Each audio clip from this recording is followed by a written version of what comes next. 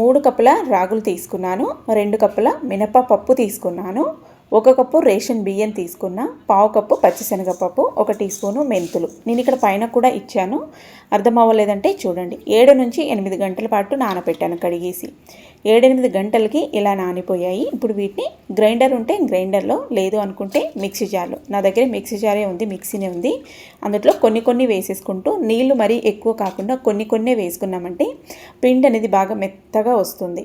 చూడండి, పిండి వీలైనంత మెత్తగా, అలాగే కన్సిస్టెన్సీ కూడా గట్టిగా వచ్చేలాగా చూసుకోండి.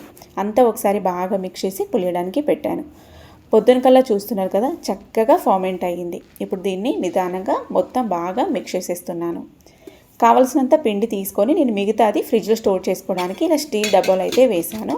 దీన్ని ఫ్రిడ్జ్లో పెట్టేద్దాం. ఇప్పుడు పిల్లలకి ఏం రెసిపీ కావాలి అంటే ఇడ్లీ కావాలి అన్నారు. ఇడ్లీ అని నైటే తెలిసింటే నేను కొంచెం ఇడ్లీ రవ్వ వేసింటే కొద్దిగా కన్సిస్టెన్సీ గట్టిగా వచ్చేది. ఇది కొంచెం లూజ్గా ఉంది కదా, అందుకే ఒక 2-3 టేబుల్ స్పూన్లంతా మనకి ఇడ్లీ బ్యాటర్ కన్సిస్టెన్సీ వచ్చేంత బొంబాయి రవ్వ వేసాను. రుచికి సరిపడా ఉప్పు వేసి బాగా మిక్స్ చేసి ఒక 5 నిమిషాల పాటు పక్కకు పెట్టాను. 5 నిమిషాల తర్వాత ఇలాగా ప్లేట్లోకి బ్యాటర్ వేసి స్టాండ్ అయితే ముందుగానే ప్రీ హీట్కి పెట్టాను. ప్లేట్లను ఇలా సెట్ చేసి 10 నుంచి 15 నిమిషాలు మీడియం ఫ్లేమ్లో అయితే ఉడికించుకున్నాను. చూడండి, పొగలు కక్కుతూ చక్కగా మనకి రాగి ఇడ్లీలు అయితే రెడీ అయిపోయాయి. చాలా ఇష్టంగా తింటారు పిల్లలు. ఇడ్లీలు అంటే నచ్చని పిల్లలు ఉండరు కదా, అందుకే నేనైతే ఇలా రాగి పిండితో లేదా సజ్జలతో, రాగులతో, జొన్నలతో, ఇంకా చాలా రకాల మిల్లెట్స్తో చేసి పెడుతూ ఉంటాను. చాలా ఇష్టంగా తింటారు పిల్లలైతే.